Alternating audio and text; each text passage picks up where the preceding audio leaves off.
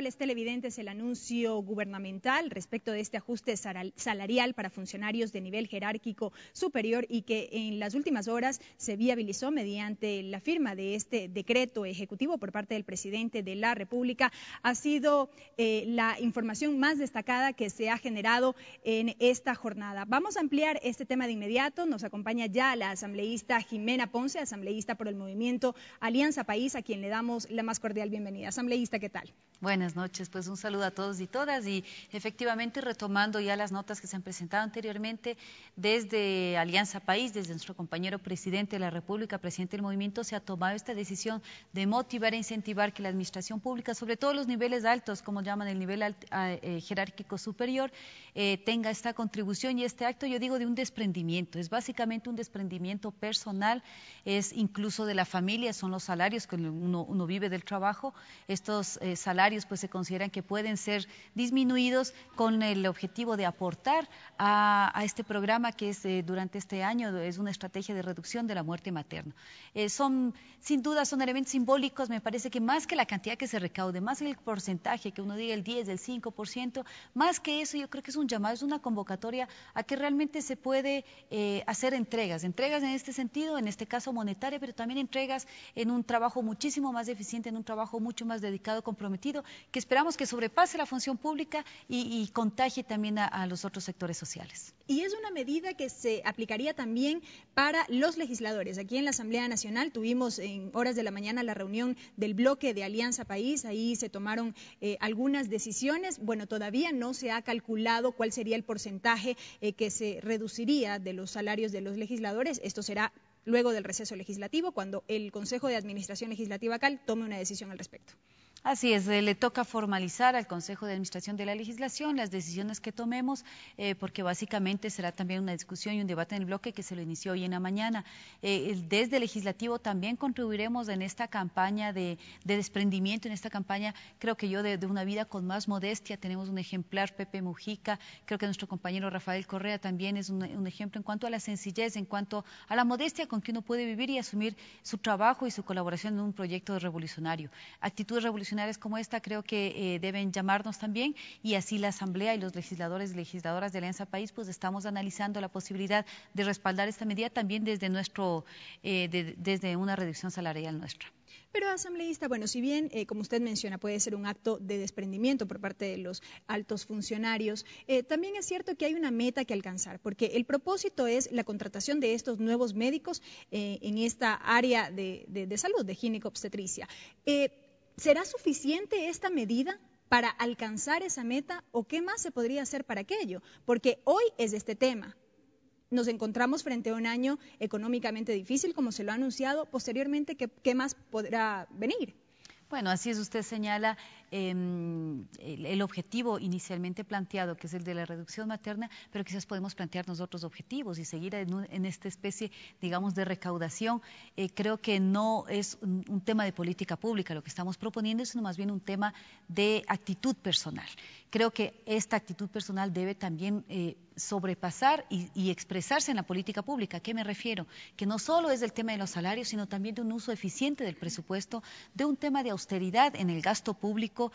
Habrá que revisar también los presupuestos de cada una de las instituciones, el gasto absolutamente necesario y además que sea lo más eficiente posible, es decir, que cada dólar, que cada sucre que invirtamos en comunicación, que cada sucre que invirtamos en servicios públicos, en contrataciones, en consultorías, pues nos signifiquen realmente la consecución de los derechos, que es lo que hemos establecido en la Constitución.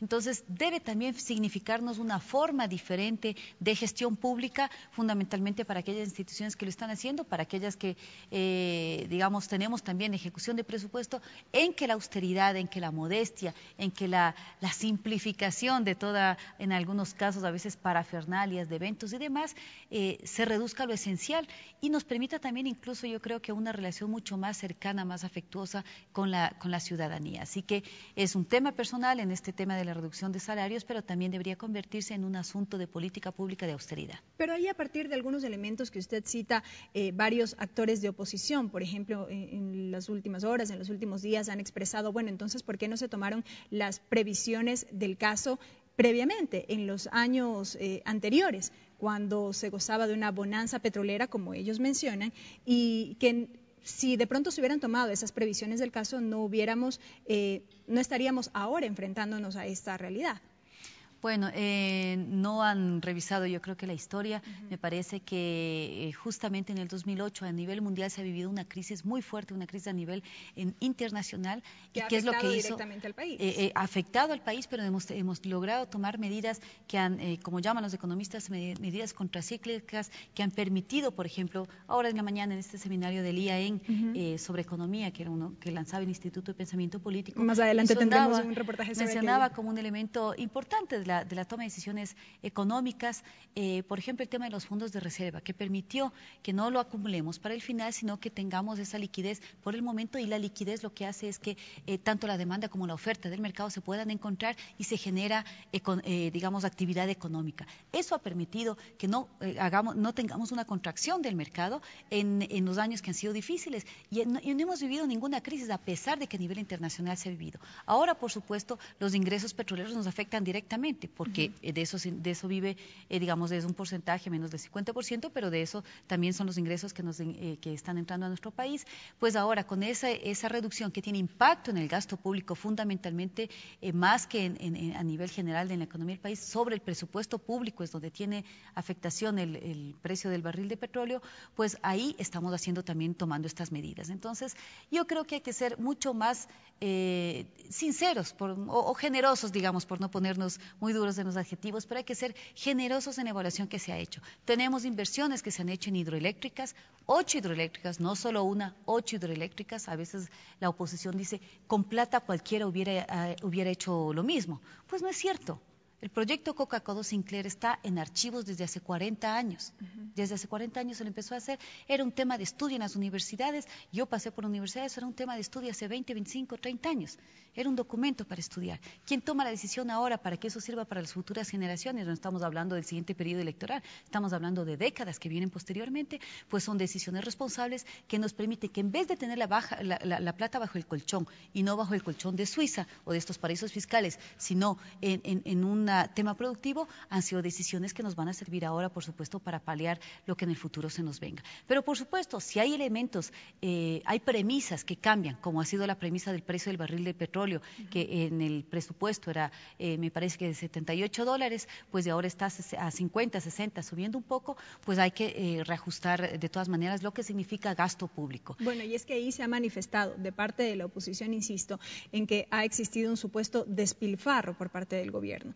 Y ahí vuelvo a mi pregunta anterior. Entonces, si no se tomaron las previsiones supuestamente debidas con anterioridad, y eso es lo que ahora repercute en la realidad que estamos enfrentando. Esos son elementos discursivos de oposición. Si para ellos les parece despilfarro haber invertido en seguridad, con los índices que han disminuido enormemente, ahora vemos que nuestro ministro José Serrano está asistiendo a Chile en temas, asesorando en temas de seguridad. Cuando nosotros antes a los carabineros decíamos, díganos cuál es el secreto, pues ahora vemos que la situación se invierte. Vamos disminuyendo el índice de delitos en nuestro país. Entonces, si para ellos es despilfarro, para nosotros, que tenemos un compromiso con la ciudadanía, no es despilfarro. Citan, por ejemplo, el tema de los enlaces ciudadanos. Los enlaces ciudadanos es la forma en que la ciudadanía puede formarse. Por supuesto, para ellos sí les considera, sí es un despilfarro que la gente conozca, que la gente salgamos de la ignorancia, que comprendamos la política pública para ciertos sectores, para sectores de la derecha, los socialcristianos, Maderas de Guerrero, que ahora pretenden unirse en un frente,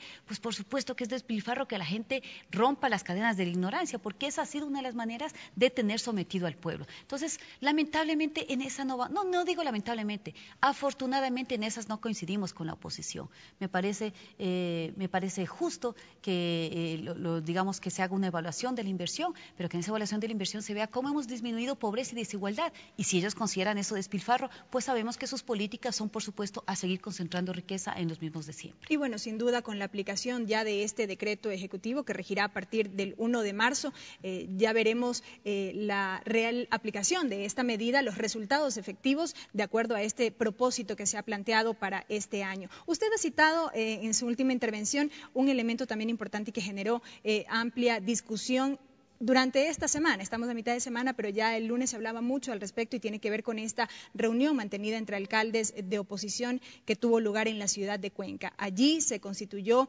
un gran frente de unidad, entre estas autoridades bajo la bandera de defender las libertades y la democracia, según han manifestado. ¿Cuál es la lectura, asambleísta? Bueno, sí hemos visto que se ha preparado todo un escenario en donde las tres protagonistas de esa película o de ese montaje, pues de esa puesta en escena, es Nebot, es Rodas y es Carrasco. Vemos que son los tres fundamentales, son quienes tomaron la palabra en el discurso. Nebot 20 minutos, 10 minutos del otro, 8 minutos del otro. Es decir, fue toda una tarima presentada para poder potenciar, rescatar a ciertas figuras. Sabemos que Nebot tiene mucho problema en ubicarse nacionalmente, tiene su representación local, pero no logra ubicarse nacionalmente porque hemos visto que en sus ambiciones presidenciales pues le ha ido mal, no ha ganado ninguna elección presidencial. Entonces son momentos en los que pretenden dar todo este protagonismo. Sabemos que existieron algunas otras autoridades que en las reseñas periodísticas casi ni son mencionadas. Entonces esto como para el análisis, lo que me parece es que ha sido una plataforma para tres sujetos políticos que se han presentado.